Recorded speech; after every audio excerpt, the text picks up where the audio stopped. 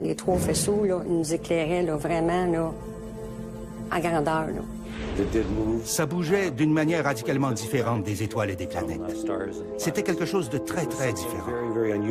Si on fait le décompte des observations d'OVNI dans le monde, on parle de centaines de millions de cas. En juillet 1982, 3 jeunes campeurs pourchassent un animal qui les a réveillés au milieu de la nuit. Mais les chasseurs amateurs deviennent rapidement le gibier. Un soir de 1996, les autorités du Yukon sont inondées d'appels. Village après village, des dizaines de témoins rapportent avoir vu un ovni dans le ciel. En 1961, un couple quitte Montréal pour retourner à Portsmouth.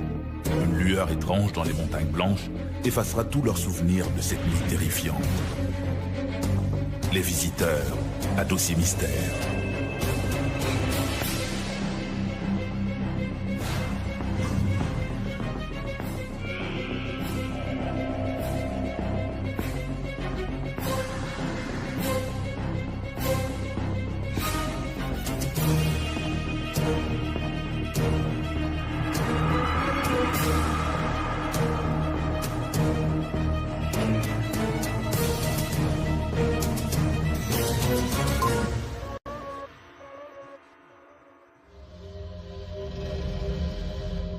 Sommes-nous seuls dans l'univers? Plusieurs regardent les étoiles en se demandant combien de mondes habités existe-t-il sur les planètes lointaines. Mais il arrive à l'occasion que ce qui attire notre regard vers le ciel, ce ne sont pas les étoiles, mais une étrange lumière qui se dirige vers nous. C'est précisément ce qui s'est passé pour une résidente de Sainte-Dorothée de Laval.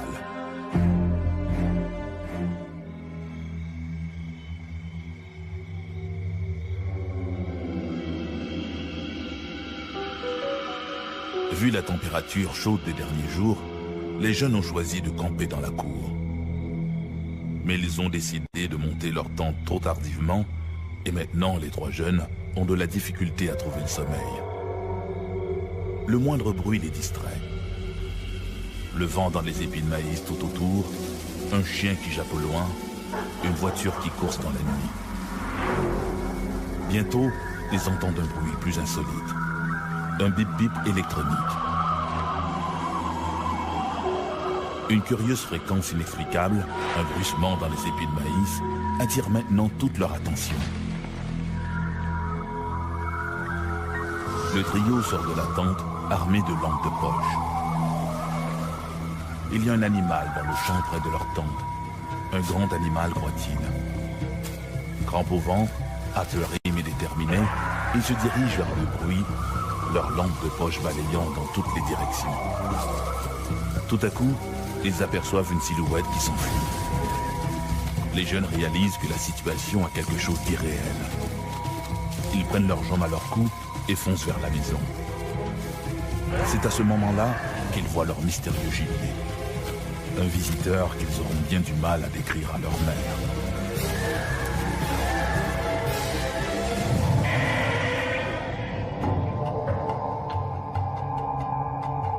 À partir des années 1950, les scientifiques, le public et les médias commencent à s'intéresser à la conquête de l'espace.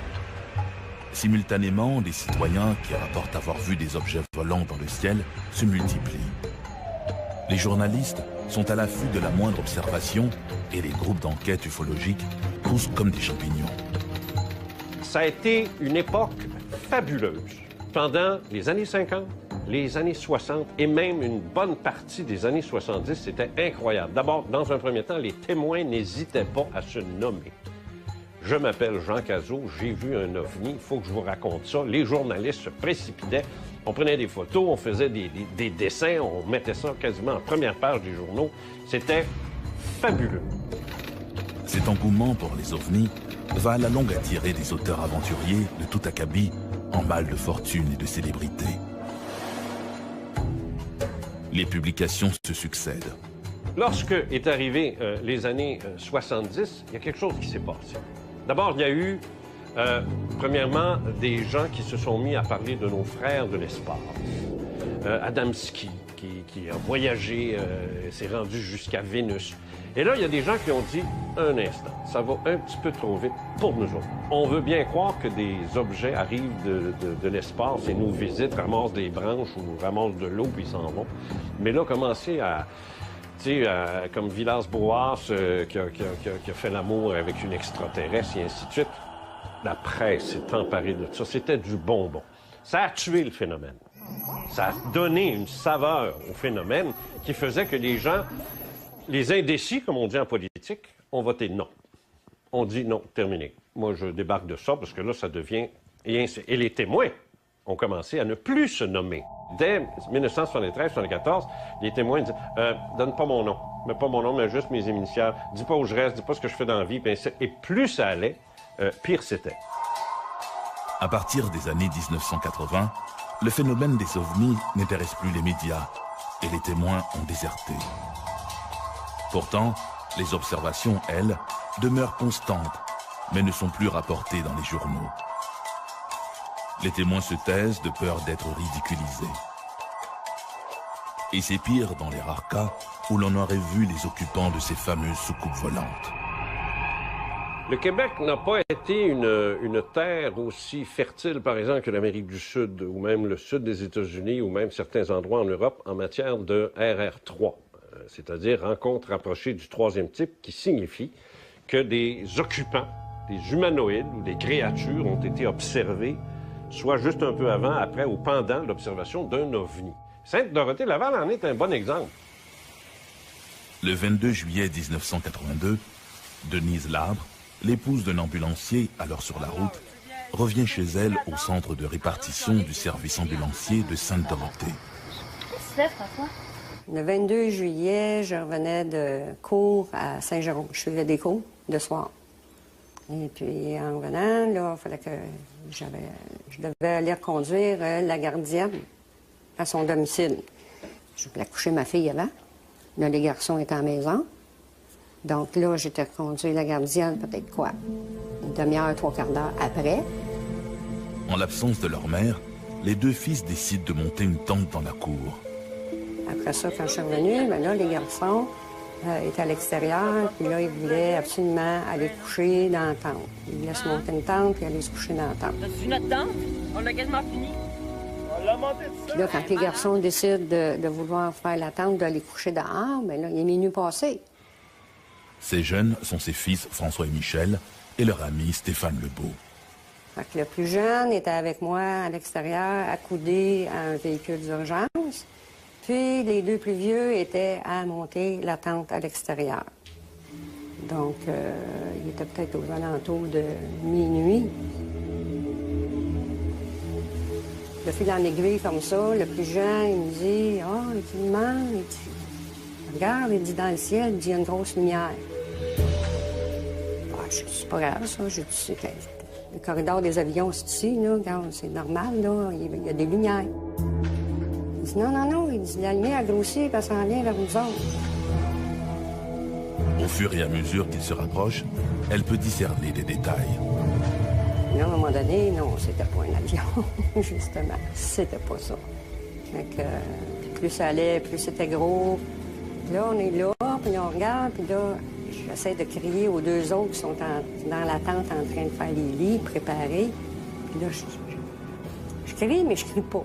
Ça sort pas. C'est fou.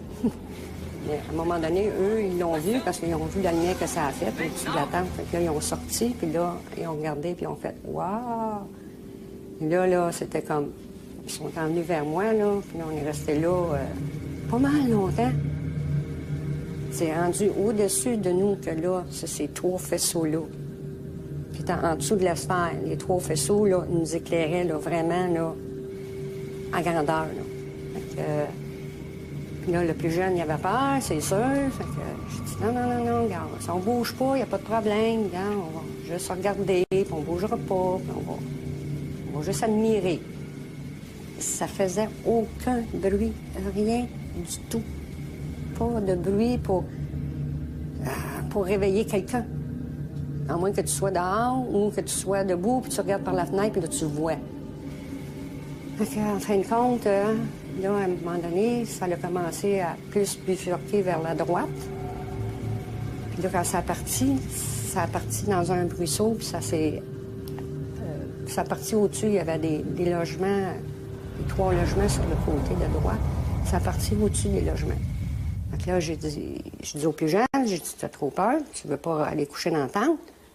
Viens-t'en avec moi dans la maison. Donc là, le plus jeune, il dit, non, non, non, il dit, je vais être correct, je vais aller coucher dans la tente. J'ai dit, de toute façon, je vais laisser la porte débarrée. Parce que si vous avez besoin d'aller au petit coin ou vice-versa, ou si vous avez trop froid, vous voulez aller coucher dans vos lits, il n'y a pas de problème. Donc, ils ont dit, non, c'est correct, OK, on va aller coucher dans la tente.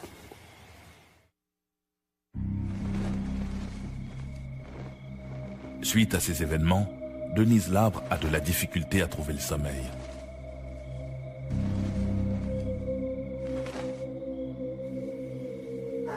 Étendus sur leur sac de couchage, les jeunes s'interrogent sur cet objet mystérieux. Tout le monde finit malgré tout par s'endormir. Vers 3 heures du matin, les garçons entendent des bruits curieux, comme des bip-bip électroniques. Inquiets, ils essaient de voir ce qui se passe à l'extérieur. Il n'y a apparemment rien d'anormal, sauf cette curieuse fréquence.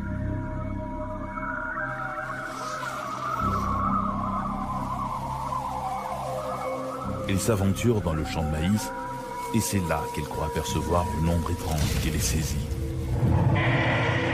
Comme les piles de la lampe de poche de François tombent à plat, précisément à ce moment-là, il n'en faut pas plus au trio pour détaler vers la maison.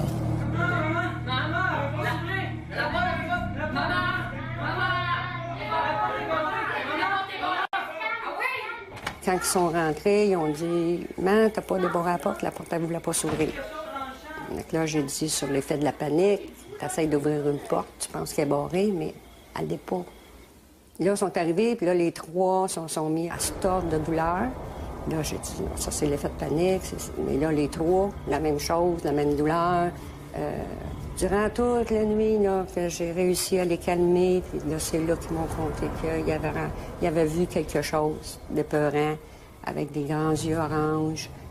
Ils ont essayé de m'en faire la description, mais là, c'est la cacophonie, les 3, là. Ça veut tout expliquer en même temps, puis ça veut tout dire en même temps. Mais là, ils ont commencé à me donner la frousse, par exemple. C'est seulement que le lendemain qu'on a décidé de communiquer avec le corps policier. Chaque garçon a été interrogé, de toute façon, par eux autres, pour être sûr que c'est pas quelque chose qui sortait de leurs imaginations non plus. Hein. On a vu comme la liane être là, les traces, regardez, les traces sont là. Les policiers sont allés dans le champ, ils ont été voir autour de la tente, ils ont descendu un bon chemin. Puis là, ils ont vu qu'il y avait des branches écrasées par terre, ils ont vu il y avait des pistes par terre. Là, ils ont dit OK. Ils ont communiqué avec le Dorval, à savoir s'ils avaient vu quelque chose sur leur radar quelconque. Puis rien. Ils nous ont dit que rien n'était apparu, qu'ils n'avaient rien vu. Au niveau de l'armée, il n'y a pas eu. Ils nous ont dit qu'ils n'avaient pas fait aucun test d'avion quelconque ou peu importe. Là, les autres sont assez secrets. Là. Après l'avenue des policiers, après qu'ils ont communiqué avec l'armée, puis qu'on a communiqué avec Dorval.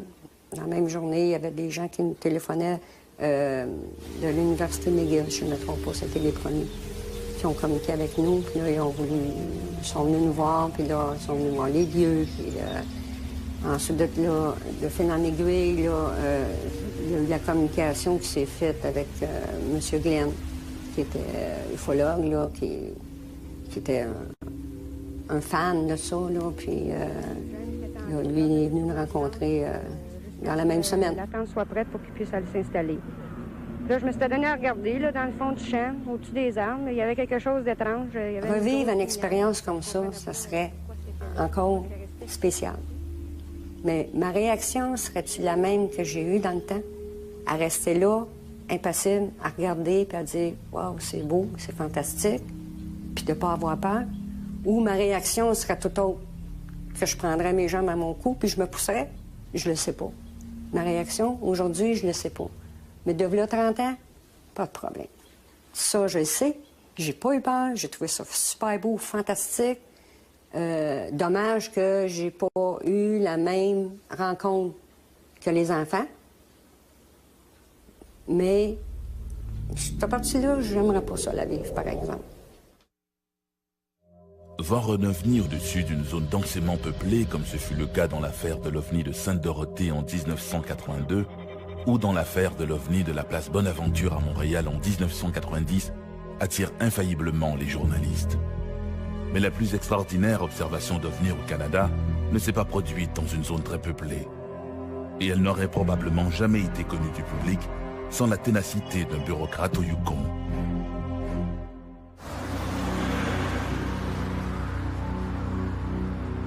Un couple roule sur l'autoroute 2, l'autoroute du Klondike, juste à la sortie de Pelly Crossing. Soudain, ils remarquent toute une série de lumières blanches et oranges qui se déplacent en groupe. Au début, les témoins pensent à plusieurs avions volants en formation. Mais au fur et à mesure que les lumières se rapprochent, ils comprennent qu'ils n'ont pas affaire à un groupe d'objets, mais un seul engin muni de lumière tout autour de sa partie centrale. L'engin se déplace trop lentement pour être un aéronef conventionnel. Pour mieux jauger ses mouvements, les témoins se rangent sur le bas-côté de la route. L'objet inconnu traverse l'horizon juste devant eux. Il est immense, plus grand qu'un jumbo jet. On dirait une espèce de sphère aplatie. Les témoins n'ont jamais rien vu de tel. Et ils ne sont pas les seuls. En cette soirée du 11 décembre 1996, ils seront des dizaines à observer cet engin inconnu. Un engin que l'on croirait sorti tout droit du film, La rencontre du troisième type. Le 11 décembre 1996, 4 personnes roulent en direction nord, près du village de Carmack, au Yukon. Il est un peu plus de 19 heures. C'est à ce moment-là qu'ils observent une série de lumières inhabituelles qui traversent le ciel. Ils ont l'impression que ces lumières sont accrochées à un objet gigantesque et sombre dont ils ne devinent que la silhouette. À quelques kilomètres de là, à Carmack, un autre groupe de gens s'installe pour regarder la télévision. L'un d'eux remarque, par la grande baie vitrée, la présence d'un chapelet de lumière rouge, jaune et orange. Au nombre des témoins, 2 jeunes enfants regardent le spectacle, convaincus qu'il s'agit du Père Noël et de ses rennes volants. L'un des cas les mieux documentés de l'histoire canadienne s'est produit en décembre 1986. Ce qu'il y a de remarquable, c'est qu'autant de gens aient vu un objet franchement inhabituel, et mieux encore, que tous ces témoins l'aient observé indépendamment les uns des autres. Une femme et son frère roulent le long de la Klondike Highway quand ils aperçoivent au loin des lumières qui évoluent en silence dans le ciel. Je revenais de Whitehorse avec mon frère et nous approchions de la route de Pelly, à quelques kilomètres de Pelly. Lorsqu'il a regardé de côté et s'est exclamé « Holy shit !» Il regardait vers le ciel, alors j'ai suivi son regard et j'ai aperçu une sorte d'amas d'étoiles et j'ai immédiatement réalisé qu'il s'agissait d'un vaisseau. En fait, ça voyageait à très très basse vitesse et je pouvais l'apercevoir au-dessus des collines qui passaient devant la Grande Ourse. C'était de la même taille que la Grande Ourse.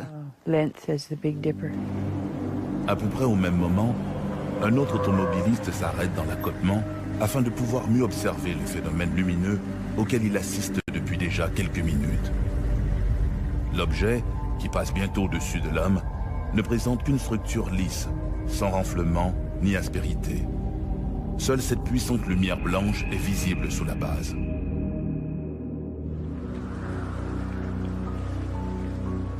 Au Yukon, le Braeburn Lodge est situé environ à mi-chemin entre Whitehorse et Carmack.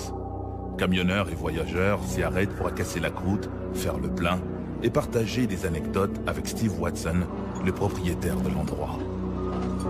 Ce dernier a entendu beaucoup d'histoires au fil des années, mais jamais rien de comparable au récit rapporté le soir du 11 décembre 1996.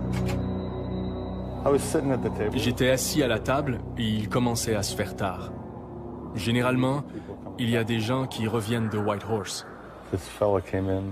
Ce type est entré, Dennis Newcomb, de Carmax. Dan est un bon ami et je le sens excité. Il commence à me parler de cet objet qu'il a aperçu à la hauteur de Little Fox Lake. Il me le décrit avec passablement de détails. Un peu plus tard, arrive une autre auto, et l'autre type est assez excité lui aussi. Il y avait d'autres gens avec lui et ils étaient vraiment excités. Il s'assoit, on commence à parler, et il se met à dessiner la même chose que Dan m'avait décrite. Pendant qu'il dessinait, un autre groupe de personnes est entré. Ils arrivaient de Pele. Et ils se sont mis à décrire la même chose que ce type était en train de dessiner. C'était franchement bizarre. Ils étaient très excités. Ils réalisaient qu'ils avaient tous aperçu la même chose. Et pendant que tous ces témoins échangent au sujet de leur observation, l'OVNI, lui, poursuit sa route vers le nord. Quand on prend connaissance de dossiers comme le Yukon, un dossier à multiples objets, à multiples témoins, les Américains appellent ça des UFO flaps, c'est-à-dire des arrivées massives d'OVNI pendant une certaine période de temps, puis à un moment donné, floup, ça disparaît. Et ça, il y en a des épisodes comme ça. Il ne faut pas oublier là, que si on fait le décompte des observations d'OVNI dans le monde, on parle de centaines de millions de cas. À Pelly Crossing, un trappeur remarque une série de lumières blanches et jaunes qui survolent les collines proches. Quand je suis arrivé dans la clairière, j'ai remarqué du coin de l'œil une étrange lumière. Je me suis retourné et j'ai aperçu un faisceau vert. Je me suis dit, ah, un 747 arrive. Puis je l'ai regardé et ça bougeait très très lentement. Alors je me suis carrément tourné pour avoir une meilleure vue de la chose. Quand je me suis tourné, le faisceau de ma lampe de poche pointait dans cette direction. Et cet objet était à 1 ou 2 kilomètres de distance quand je l'ai aperçu la première fois. Aussitôt que le faisceau de ma lampe a pointé dans cette direction, l'objet est parti et s'est subitement déplacé d'environ 300 mètres, vraiment très très vite. Alors j'ai couvert ma lampe. Ensuite, je suis resté là à observer. Et je ne pouvais plus le regarder sans me tourner la tête. Au Yukon, plusieurs témoins ont rapporté avoir vu un OVNI ce soir du 11 décembre 1996. Toujours à Pelly Crossing, un jeune adolescent est aussi témoin d'observations étranges. En traversant le pont, il aperçoit des lumières brillantes qui se dirigent vers lui. Effrayé et s'étend par terre, comme pour échapper à une menace. Au moment où il lève les yeux, l'objet passe juste au-dessus de lui. Le jeune homme de 16 ans est terrifié.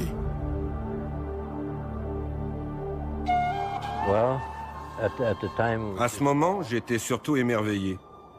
Cette chose pouvait bouger en silence. Aucun bruit de moteur, comme si ça flottait.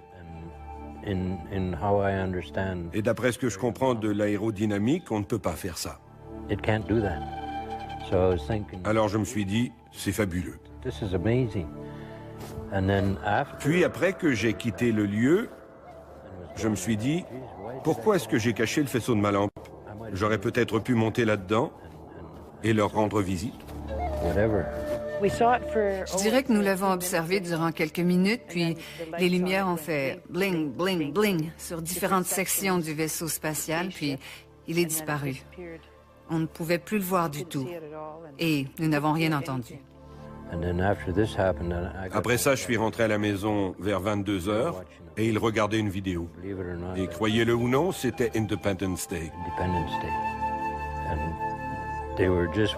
Ils en étaient à la scène où le vaisseau spatial s'ouvre pour lancer son rayon. Je suis rentré tout excité et je leur ai dit « Vous ne devinerez jamais ce que j'ai vu ». Et je leur ai raconté mon histoire. Tout le monde s'est mis à avoir peur. Durant une bonne semaine, les petits-enfants ont refusé de sortir. C'était une totale surprise, tant pour mon frère que pour moi. Alors, je lui ai demandé « Que penses-tu de ça ?» Et il m'a répondu « C'est peut-être nous, dans le futur, qui revenons pour nous voir. » Le plus intéressant dans cette affaire, c'est que ces gens ne se sont pas précipités pour rapporter leurs observations. En fait, il y a eu un excellent travail fait par l'ufologiste Martin Jezik. J'ai vécu au Yukon durant environ 8 ans. Et pendant que j'étais là-haut, j'ai enquêté sur les observations d'OVNI. C'était très bien. Ça m'a permis de rencontrer beaucoup de gens et d'étudier des cas très intéressants. Avec la minutie d'un détective, il va retrouver pas moins de 31 témoins. Selon lui, l'OVNI n'était pas un aéronef conventionnel, mais plus vraisemblablement un engin d'une technologie non humaine. Non conventionnel, qui bouge très rapidement, qui ne fait pas de bruit, qu'on ne peut expliquer autrement que par une technologie qui n'appartient pas à notre monde. Martin Jezik a été incapable d'arriver à quelque conclusion que ce soit concernant la nature de cet objet. On a vérifié auprès des autorités militaires canadiennes qui ont affirmé qu'il n'y avait rien dans cette zone à ce moment-là. Les observateurs ont tous affirmé qu'il ne pouvait s'agir ni d'un avion, ni d'une montgolfière. Ce n'étaient pas des étoiles ou des planètes non plus parce que ça bougeait d'une manière radicalement différente des étoiles et des planètes. C'était quelque chose de très, très, très différent. Nous ne savons pas si c'était une soucoupe volante en provenance de Mars ou de Vénus, mais c'était quelque chose de franchement inhabituel. Qui sait si c'est de fabrication humaine ou extraterrestre? Mais en bout de ligne, ils ont bien vu ce qu'ils ont vu. Cette région est réputée pour les observations de trucs inexplicables qui y sont faites. Alors qui sait? C'est peut-être une hallucination collective, mais j'en doute. L'hallucination collective, ça n'existe pas. C'est un mythe, c'est une invention. Pour qu'elle soit vraie, l'hallucination collective, n'en déplaise aux sceptiques, il faudrait qu'on prouve que la télépathie existe. Ce serait la seule façon de dire « j'ai vu quelque chose, je te l'ai transmis télépathiquement et je l'ai fait à la communauté qui était présente sur les lieux. Ils ont tous vu la même image que moi. On vient de prouver la télépathie le jour où on prouvera l'hallucination collective. » Ce sera déjà un bon bout de fait. Les autorités canadiennes n'ont jamais enquêté sur le cas, que ce soit par la GRC, les Northern Rangers ou qui que ce soit, à notre connaissance. Mais Martin Jezik a rédigé un rapport qu'il a remis à tous les membres de l'Assemblée législative du Yukon. Je l'ai expédié à tous ceux qui en faisaient la demande, à Louis Hardy, premier ministre à l'époque, au quartier général de la GRC à Whitehorse, au DND à Yellowknife, ainsi qu'à plusieurs communautés. Et essentiellement, ce que je demandais, c'était qu'il y ait un échange d'informations sur ce cas. Au bout d'un an, nous avons reçu une réponse de la Défense nationale qui nous informait qu'on avait remis le rapport à un groupe d'ufologistes au Manitoba qui agit en quelque sorte comme une centrale de collecte d'informations en ce qui a trait aux observations d'OVNI. Mais ce n'est qu'une organisation similaire à la nôtre. Finalement, nous avons tourné en rond et il n'y a eu aucune reconnaissance officielle. Depuis l'incident de Roswell en 1947, le sujet des ovnis a suscité la controverse et a donné naissance à plusieurs théories de conspiration quant à la véritable nature de l'objet qui s'est écrasé. Ce serait une grave erreur de dire que le phénomène OVNI date de 1947, le 24 juin, ou même 1946, comme certains disent en Scandinavie, avec les Foo Fighters et des choses du genre, ou même pendant la guerre, 1945. Ce serait une erreur, parce que qu'est-ce que c'est 1947, dans le fond? C'est la découverte par les gens du phénomène OVNI. Ça, c'est une autre affaire. Découverte collective. Pourquoi? Parce qu'évidemment, on a la radio maintenant. Ce qu'on n'avait pas autrefois. Là, on a la radio, la télévision qui s'en vient de plus en plus. Alors, dans les années 50, c'est très clair là, que maintenant, c'est la médiatisation du phénomène OVNI qui a commencé en 1947. Personne n'en parle parce que les gouvernements refusent d'admettre que la chose existe. Les gouvernements aiment se percevoir comme s'ils étaient nos parents. Ils nous rassurent en nous disant que tout va bien, que tout est sous contrôle. Admettre une telle histoire reviendrait à admettre que tout n'est pas sous contrôle. Le lendemain, je me suis rendue au bureau de poste et il y avait un agent de la GRC. Je lui ai dit, hier, j'ai vu ce gros ovni qui nous a survolé hier soir. Et il m'a répondu, c'était pas un ovni, c'était un météorite qui se fractionnait. Alors je lui ai répondu, eh bien, j'espère que tu ne te trompes pas parce que si tu as raison, sache qu'il y avait quelqu'un derrière le volant qui conduisait. Sommes-nous seuls dans l'univers? Était-ce un ovni que tous ces gens ont vu? Peut-on prouver l'existence de créatures extraterrestres? Jusqu'à maintenant, toutes ces questions demeurent sans réponse. Si vous observez le ciel, vous verrez peut-être ce que j'ai vu. Et si vous le voyez, croyez-y. Si vous ne le voyez pas, ne méprisez pas ceux qui l'ont vu. Il y en a trop. Trop de gens qui rapportent leur histoire pour que ce soit un canular. Trop de gens les ont vus. Ils sont là.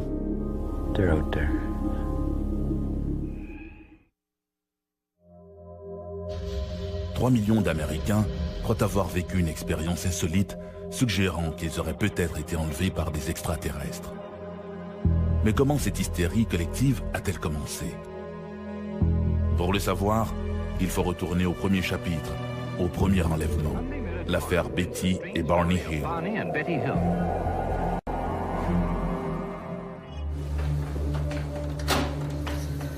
Le docteur Benjamin Simon procède à la séance d'hypnose.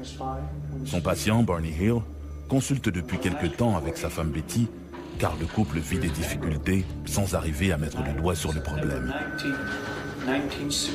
Chacun est donc hypnotisé individuellement.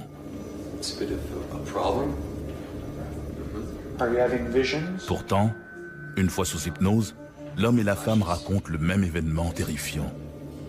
Un enlèvement extraterrestre que le docteur Benjamin Simon a peine à croire.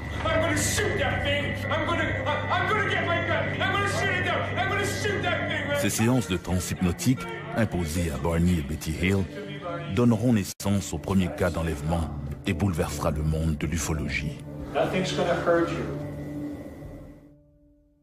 L'affaire Betty et Barney Hill débute dans la soirée du 19 septembre 1961. On est en présence ici d'un couple interracial. Elle est blanche, lui est noir, ce qui est relativement rare au tout début des années 1960 quand on sait la ségrégation qui sévissait alors aux États-Unis. À la suite d'un séjour aux chutes du Niagara, Betty et Barney Hill quittent Montréal afin de regagner leur domicile de Portsmouth, au New Hampshire. Le 19 septembre 1961, mon mari Barney et moi-même étions à Montréal. Nous avons écouté un bulletin météo qui annonçait qu'un ouragan remontait la côte Est et frapperait probablement notre ville de Portsmouth. Alors nous avons décidé de retourner à Portsmouth afin d'arriver avant l'ouragan. Barney Hill et sa femme Betty s'engagent donc sur la route nationale 3 qui mène au cœur du parc national des Montagnes Blanches. C'était après la saison touristique et nous savions que les montagnes seraient désertes, qu'il n'y aurait pas de service. Alors, nous avons passé la frontière et nous avons fait un arrêt à Colebrook pour faire le plein et manger un morceau. Ainsi, nous savions qu'il était environ 22 heures lorsque nous avons quitté Colebrook. Au moment de quitter le restaurant, Barney estime qu'il devrait arriver chez eux entre 3 heures et 4 heures du matin. Étant bien reposé, il se sent d'attaque pour faire le trajet sans arrêt jusqu'à destination. La nuit était claire, le ciel dégagé, la lune brillait et allait être pleine quelques jours plus tard. Nous conduisions à travers les montagnes lorsque j'ai aperçu une nouvelle étoile dans le ciel. Et pendant que je la regardais, elle devenait plus grosse et plus brillante. Et la première chose à laquelle j'ai pensé, c'était que c'était une comète sur le point de frapper la Terre. Alors nous avons arrêté l'auto afin de mieux regarder. Un peu au sud d'Indian Head, Barney Hill décide de descendre de sa voiture et, armé d'une paire de jumelles, il s'avance à travers champs pour mieux détailler cet objet qui se trouve à ce moment-là à la hauteur de la cime des arbres. C'est passé devant nous, puis ça a changé de direction. Et c'est passé devant la Lune. Et nous avons aperçu des lumières multicolores qui l'entouraient. Puis ça a tourné et commencé à se diriger vers nous. Alors nous avons repris la route vers le sud et nous avons roulé environ 30 000. Nous n'avions aucune idée où se trouvait cet engin. Il voit une espèce d'engin formé de 2 crêpes, l'une sur l'autre, avec des hublots carrés. Et au moment où il observe, il voit des ailes delta qui se déploient derrière l'objet. Derrière ces fenêtres carrées, il observe une sorte d'équipage, une dizaine de créatures dont l'une semble le regarder avec énormément d'intensité. J'ai baissé la vitre et j'ai agité la main en disant « Hi ». Et environ un demi-mille plus au sud, ils ont survolé l'autoroute et se sont arrêtés. Mon mari avait fait la Seconde Guerre mondiale, alors il est sorti pour identifier l'appareil. Avant leur rencontre avec un ovni, Barney était un sceptique avoué. Il a dit que si quelqu'un lui avait dit que les ovnis existent, jamais il ne l'aurait cru. Betty, quant à elle, était un peu plus ouverte.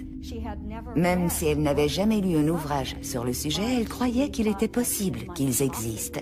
Il a pris les jumelles et s'est dirigé vers eux. En levant les yeux, il a aperçu un groupe d'hommes derrière une fenêtre qui le regardait. Consciemment, il s'est rappelé qu'ils portaient des uniformes noirs lustrés. Et toujours consciemment, il se souvenait qu'il y avait quelque chose à leur propos qui n'était pas humain.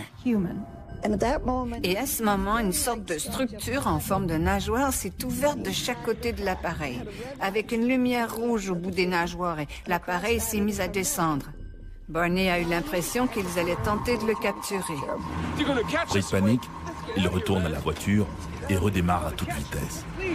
C'est à cet instant qu'ils entendent une série de bip bip bip, un son semblable à un signal électrique, décrira plus tard Betty. Le couple glisse alors dans un état de léthargie. Ils ont l'impression de quitter la Nationale 3 et de s'engager sur la route 175, une voie secondaire qui serpente à travers les montagnes. Tout est flou et les images semblent déformées et imprécises. Quelques minutes plus tard, le couple a l'impression de ressortir de cette léthargie. Du moins, ils ont l'impression que quelques minutes seulement s'est écoulé. Mais en regardant sur le bas-côté de la route, ils voient un panneau routier indiquant Concorde 17 miles. Ce qui signifie qu'il y a une cinquantaine de kilomètres le long de la Nationale 3 dont le couple ne garde aucun souvenir. Lorsqu'ils arrivent chez eux, Betty et Barney Hill constatent qu'il est un peu plus de 5 heures, ce qui signifie qu'ils arrivent 2 heures plus tard que prévu. Il y avait également des preuves physiques que quelque chose s'était passé, mais ils étaient incapables de les expliquer en termes clairs. La robe de Betty était impeccable lorsqu'elle l'avait mise le matin du 19 septembre 1961. Mais lorsqu'elle l'a retirée au matin du 20 septembre 1961, elle était déchirée à 3 endroits. Et Betty était incapable d'expliquer pourquoi. Le dessus des chaussures de Barney était si râpé que, après cet événement, il ne les a plus mises que pour faire des travaux de jardinage. C'était un homme très méticuleux en matière de tenue vestimentaire. Leur montre avait cessé de tourner et n'allait plus jamais fonctionner. La courroie des jumelles que Barney portait autour du cou et qu'il avait utilisée lors de cette rencontre était brisée, une courroie de cuir. Et il y avait des taches brillantes sur le coffre de la voiture, des taches qui n'étaient pas là la veille. Au début, nous nous sommes rappelés avoir vu l'homme sur la route, mais nous ne pouvions pas aller plus loin. Alors nous retournions sur les lieux environ une fois par mois, en nous disant que si nous pouvions retrouver l'endroit où nous avions vu l'homme sur la route, nous pourrions nous rappeler ce qui s'était passé.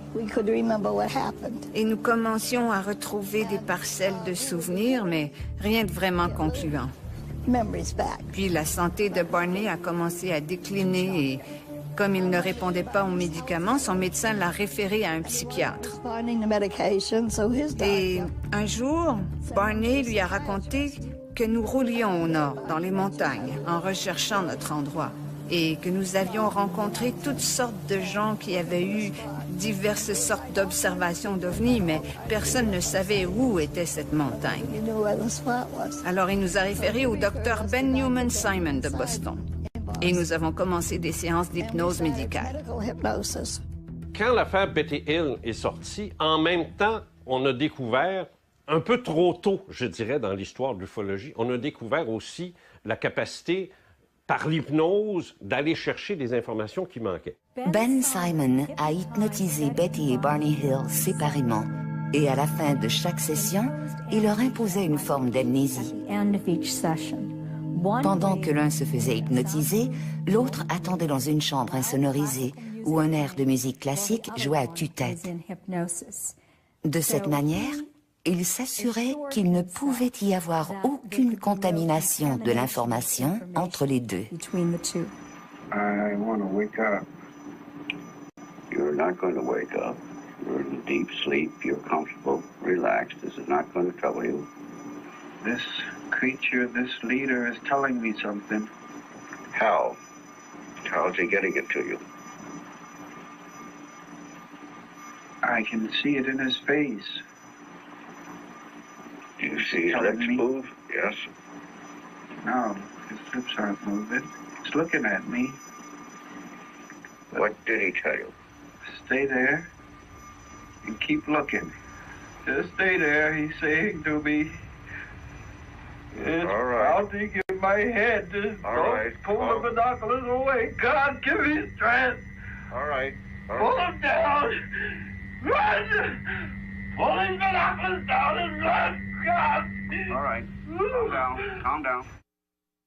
En psychiatrie moderne, il est clair, entendu, que personne ne peut faire le même rêve. En même temps, en tout cas. Impossible.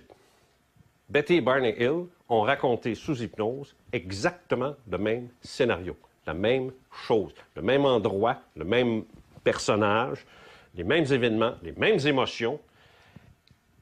Et le transfert d'informations s'est fait sous hypnose et non pas à l'état d'éveil, et séparément.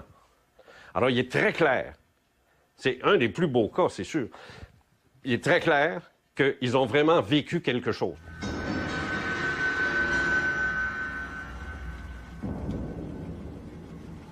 Go on. And he said just a simple test of her face. And I asked him what. And he said he just wants to put it in my navel. And it's just a simple test. I didn't hear that. To behind. Did they make any sexual advances to you? Nous avons vu ce que nous avons pris pour le coucher de la Lune. Puis nous avons vu un groupe d'hommes sur la route qui nous barrait le chemin. Il a arrêté la voiture et le moteur s'est étouffé. Ils se sont approchés, nous ont fait sortir de la voiture et ont emprunté un sentier dans les bois. Tout ce qu'ils voulaient faire, c'était un simple test afin de découvrir à quel point génétiquement nous étions semblables. Sitôt ce test terminé, nous pourrions repartir vers l'auto. Ces créatures mystérieuses auraient notamment fait un prélèvement de sperme sur Barney en utilisant une espèce de bol métallique. Quant à Betty, elle aurait subi un mystérieux test de grossesse, test qui consistait à introduire une longue aiguille dans son nombril. À bord du vaisseau, l'examinateur médical a sorti une très longue aiguille, du type de celle qu'on utilise aujourd'hui pour une laparoscopie ou une amniosynthèse. Et cette aiguille a été enfoncée dans l'abdomen de Betty, provoquant une douleur atroce. De fait, même sous hypnose, le souvenir lui a créé un tel traumatisme que le docteur Ben Simon a dû mettre fin prématurément à la session. À l'homme, je lui ai dit, je sais que vous n'êtes pas de cette planète, d'où venez-vous? Et il m'a montré une carte des étoiles. Personne n'a réellement examiné cette carte des étoiles autant que cette femme brillante et extraordinaire, originaire de l'Ohio, Marjorie Fishted, qui l'a étudiée durant 4 ans. Elle avait prévu qu'elle aurait à jongler avec plusieurs hypothèses en étudiant la carte que Betty avait dessinée, suite à une suggestion post-hypnotique de la part du Dr Ben Simon. Comme je le disais, elle s'attendait à se retrouver face à plusieurs hypothèses, mais au bout du compte, il n'y en avait qu'une seule. Ensuite, ils ont amené Barney dehors, puis je me suis rendue à la voiture et nous avons regardé l'engin partir. Il s'est élevé, puis il est disparu. Lorsqu'on observe réellement les preuves, je ne crois pas qu'on puisse dire que Betty et Barney n'ont pas été enlevés. Il y a simplement trop de preuves qu'ils l'ont été. Il nous avait dit qu'il allait nous faire tout oublier. Je lui ai répondu, vous n'y arriverez pas avec moi. D'une manière ou d'une autre, je vais me rappeler. Et je l'ai fait.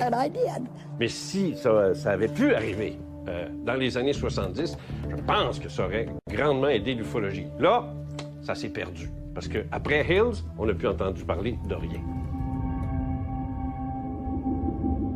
Chaque année, on enregistre des dizaines de récits d'observations d'OVNI impossibles à associer à un phénomène météo connu ou à un nouveau prototype militaire. Ces témoignages défient toute explication rationnelle. Pour ces témoins, La question est maintenant de savoir combien de mondes lointains ont déjà pris contact avec nous. Si nous avons déjà été visités, nous l'avons été par qui?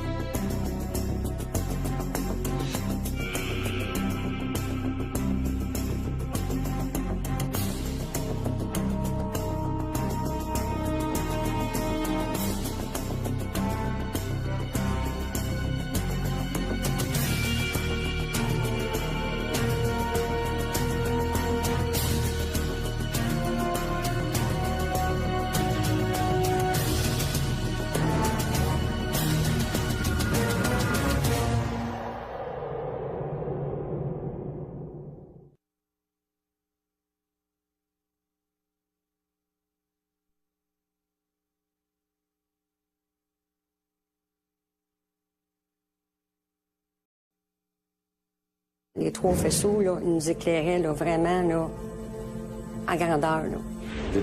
Ça bougeait d'une manière radicalement différente des étoiles et des planètes. C'était quelque chose de très, très différent. Si on fait le décompte des observations d'OVNI dans le monde, on parle de centaines de millions de cas. En juillet 1982, 3 jeunes campeurs pourchassent un animal qui les a réveillés au milieu de la nuit. Mais les chasseurs amateurs deviennent rapidement le gibier. Un soir de 1996, les autorités du Yukon sont inondées d'appels. Village après village, des dizaines de témoins rapportent avoir vu un ovni dans le ciel.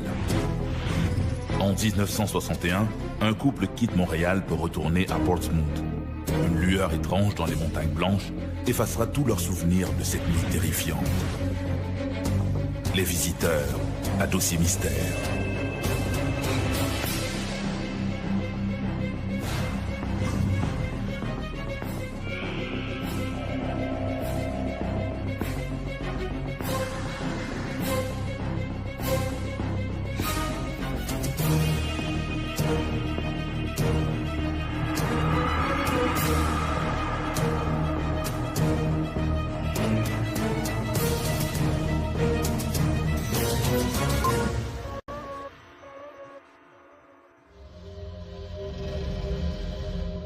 Sommes-nous seuls dans l'univers? Plusieurs regardent les étoiles en se demandant combien de mondes habités existent-ils sur les planètes lointaines.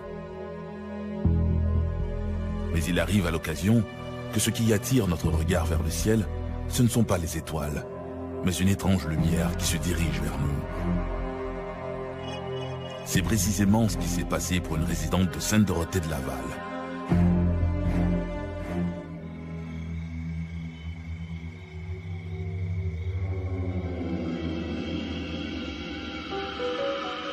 Vu la température chaude des derniers jours, les jeunes ont choisi de camper dans la cour.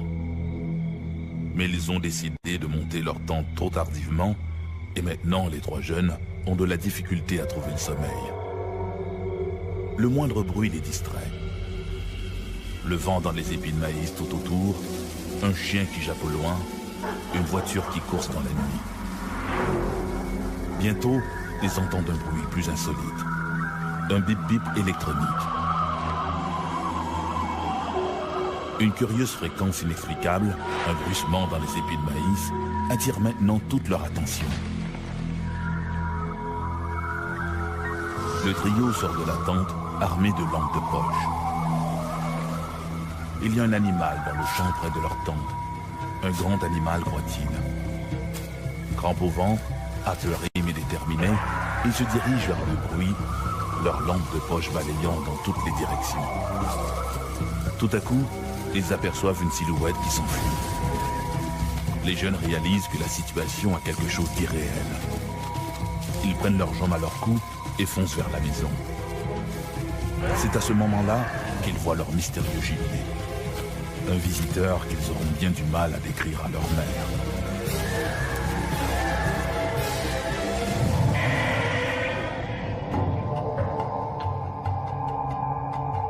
À partir des années 1950, les scientifiques, le public et les médias commencent à s'intéresser à la conquête de l'espace.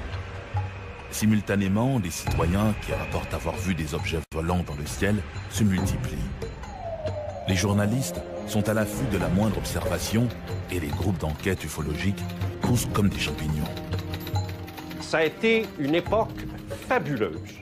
Pendant les années 50, les années 60 et même une bonne partie des années 70, c'était incroyable. D'abord, dans un premier temps, les témoins n'hésitaient pas à se nommer. Je m'appelle Jean Cazot, j'ai vu un ovni, il faut que je vous raconte ça. Les journalistes se précipitaient, on prenait des photos, on faisait des dessins, on mettait ça quasiment en première page des journaux. C'était fabuleux. Cet engouement pour les ovnis va à la longue attirer des auteurs aventuriers de tout acabit en mal de fortune et de célébrité. Les publications se succèdent. Lorsque est arrivé les années 70, il y a quelque chose qui s'est passé. D'abord, il y a eu, premièrement, des gens qui se sont mis à parler de nos frères de l'espace. Adamski, qui a voyagé, s'est rendu jusqu'à Vénus. Et là, il y a des gens qui ont dit, un instant, ça va un petit peu trop vite pour nous autres. On veut bien croire que des objets arrivent de l'espace et nous visitent, ramassent des branches ou ramassent de l'eau, puis ils s'en vont. Mais là, commencer à... Tu sais, comme Villas-Boas qui a fait l'amour avec une extraterrestre et ainsi de suite. La presse s'est emparée de ça. C'était du bonbon. Ça a tué le phénomène. Ça a donné une saveur au phénomène qui faisait que les gens, les indécis, comme on dit en politique, ont voté non. On dit non, terminé. Moi, je débarque de ça parce que là, ça devient... Et les témoins ont commencé à ne plus se nommer. Dès 1973-1974, les témoins disent donne pas mon nom, mets pas mon nom, mais juste mes initiales. Dis pas où je reste, dis pas ce que je fais dans la vie. Et plus ça allait, pire c'était.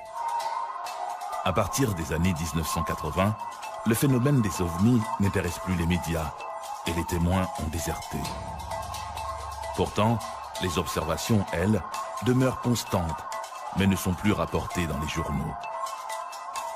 Les témoins se taisent de peur d'être ridiculisés. Et c'est pire dans les rares cas où l'on aurait vu les occupants de ces fameuses soucoupes volantes. Le Québec n'a pas été une terre aussi fertile, par exemple, que l'Amérique du Sud, ou même le sud des États-Unis, ou même certains endroits en Europe, en matière de RR3, c'est-à-dire rencontre rapprochée du troisième type, qui signifie que des occupants, des humanoïdes ou des créatures ont été observés soit juste un peu avant, après ou pendant l'observation d'un ovni. Sainte-Dorothée-Laval en est un bon exemple. Le 22 juillet 1982, Denise Labre, l'épouse d'un ambulancier alors sur la route, revient chez elle au centre de répartition du service ambulancier de Sainte-Dorothée. Qu'est-ce que tu fais, François? Le 22 juillet, je revenais de cours à Saint-Jérôme. Je faisais des cours de soir. Et puis, en revenant, là, il fallait que je devais aller reconduire la gardienne à son domicile. Je voulais coucher ma fille avant. Là, les garçons étaient à la maison. Donc là, j'étais reconduire la gardienne, peut-être quoi, une demi-heure, 3/4 d'heure après. En l'absence de leur mère, les deux fils décident de monter une tente dans la cour. Après ça, quand je suis revenue, bien là, les garçons étaient à l'extérieur, puis là, ils voulaient absolument aller coucher dans la tente. Ils voulaient se monter une tente, puis aller se coucher dans la tente. T'as vu notre tente? On l'a quasiment fini. On l'a monté tout ça. Puis là, quand les garçons décident de vouloir faire la tente, d'aller coucher dehors, bien là, il est minuit passé. Ces jeunes sont ses fils François et Michel et leur ami Stéphane Lebeau. Fait que le plus jeune était avec moi à l'extérieur, accoudé à un véhicule d'urgence. Puis les deux plus vieux étaient à monter la tente à l'extérieur. Donc, il était peut-être aux alentours de minuit. De fil en aiguille comme ça, le plus jeune, il me dit « Ah, il demande, il dit, regarde, il dit dans le ciel, il dit, il y a une grosse lumière. » Je dis, c'est pas grave, ça. Je dis, le corridor des avions, c'est ici, là. Regarde, c'est normal, là. Il y a des lumières. Il dit, non, non, non. Il dit, la lumière a grossi parce qu'elle s'en vient vers nous autres. Au fur et à mesure qu'il se rapproche, elle peut discerner des détails. Là, à un moment donné, non, c'était pas un avion, justement. C'était pas ça. Donc, plus ça allait, plus c'était gros. Là, on est là, puis là, on regarde, puis là, j'essaie de crier aux deux autres qui sont dans la tente en train de faire les lits, préparés. Puis là, je crie, mais je crie pas. Ça sort pas. C'est une fou. Mais à un moment donné, eux, ils l'ont vu parce qu'ils ont vu la lumière que ça a fait au-dessus de la tente. Puis là, ils ont sorti, puis là, ils ont regardé, puis ils ont fait « Wow! » Et là, c'était comme... Ils sont venus vers moi, là, puis là, on est resté là pas mal longtemps. C'est rendu au-dessus de nous que là, c'est ces 3 faisceaux-là. Puis en dessous de la sphère, les 3 faisceaux, là, nous éclairaient, là, vraiment, là, en grandeur, là. Fait que, puis là, le plus jeune, il avait peur, c'est sûr. Fait que j'ai dit, non, regarde, si on bouge pas, il n'y a pas de problème, regarde, on va juste regarder, puis on bougera pas, puis on va juste admirer. Ça faisait aucun bruit, rien du tout. Pas de bruit pour réveiller quelqu'un. À moins que tu sois dehors ou que tu sois debout, puis tu regardes par la fenêtre, puis là, tu vois. Fait en fin de compte, là, à un moment donné, ça a commencé à plus bifurquer vers la droite. Puis là, quand ça a parti dans un ruisseau, puis ça a parti au-dessus, il y avait des logements, 3 logements sur le côté de droite. Ça a parti au-dessus des logements. Donc là, j'ai dit aux plus jeunes, j'ai dit, t'as trop peur, tu veux pas aller coucher dans la tente? Viens-t'en avec moi dans la maison. Donc là, le plus jeune, il dit, non, il dit, si je vais être correct, je vais aller coucher dans la tente. J'ai dit, de toute façon, je vais laisser la porte débarrée. Parce que si vous avez besoin d'aller au petit coin ou vice-versa, ou si vous avez trop froid, vous voulez aller coucher dans vos lits, il n'y a pas de problème. Donc ils ont dit, non, c'est correct, OK, on va aller coucher dans la tente.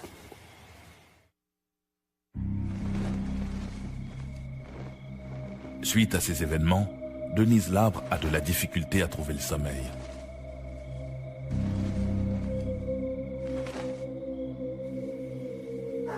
Étendus sur leur sac de couchage, les jeunes s'interrogent sur cet objet mystérieux. Tout le monde finit malgré tout par s'endormir. Vers 3 heures du matin, les garçons entendent des bruits curieux, comme des bip-bip électroniques. Inquiets, ils essaient de voir ce qui se passe à l'extérieur. Il n'y a apparemment rien d'anormal, sauf cette curieuse fréquence.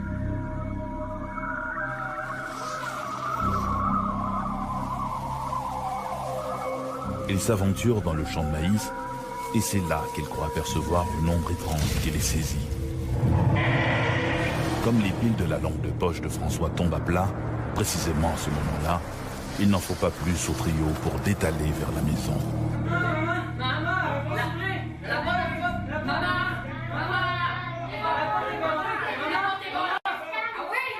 Quand ils sont rentrés, ils ont dit « Man, t'as pas débarré la porte elle ne voulait pas s'ouvrir. » Donc là, j'ai dit sur l'effet de la panique, t'essayes d'ouvrir une porte, tu penses qu'elle est barrée, mais elle n'est pas.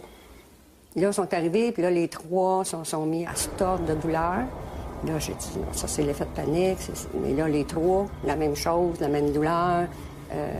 Durant toute la nuit, là, que j'ai réussi à les calmer, puis là, c'est là qu'ils m'ont conté qu'ils avaient vu quelque chose d'épeurant, avec des grands yeux oranges. Ils ont essayé de m'en faire la description, mais là, c'est la cacophonie, les 3, là. Ça veut tout expliquer en même temps, puis ça veut tout dire en même temps. Mais là, ils ont commencé à me donner la frousse, par exemple. C'est seulement que le lendemain qu'on a décidé de communiquer avec le corps policier.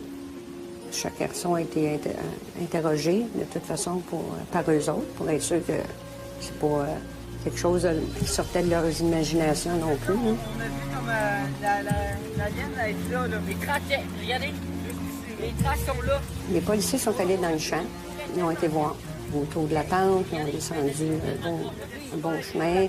Puis là, ils ont vu qu'il y avait des branches écrasées par terre. Ils ont vu qu'il y avait des pistes par terre. Là, ils ont dit OK. Ils ont communiqué avec Dorval à savoir s'ils avaient vu quelque chose sur leur radar quelconque. Puis rien. Ils nous ont dit que rien n'était apparu, qu'ils n'avaient rien vu. Au niveau de l'armée, il n'y a pas eu. Ils nous ont dit qu'ils n'avaient pas fait aucun test d'avion quelconque ou peu importe. Là, les autres sont assez secrets. Là. Après l'avenue des policiers, après qu'ils ont communiqué avec l'armée, puis qu'on a communiqué avec